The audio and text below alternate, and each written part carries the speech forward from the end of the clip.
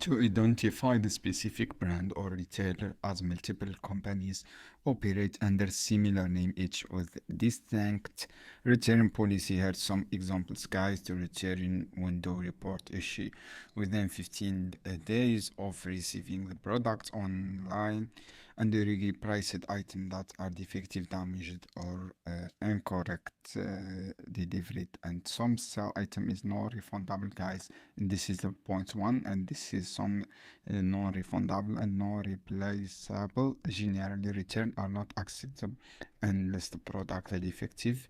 To workmanship, not if within 55 days of package arrival, then email. Then with photo defective item to initial exchange, the next step.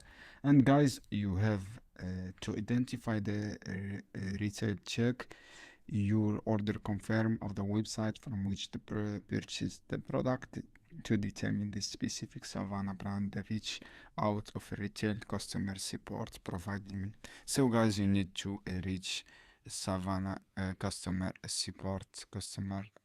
support, guys, and you should be contact Savana customer support to identify your product, to return your product. So guys, thanks for watching this video. I hope this video helpful for you. Then don't forget to give like and share this video for more content, and see you on another video soon.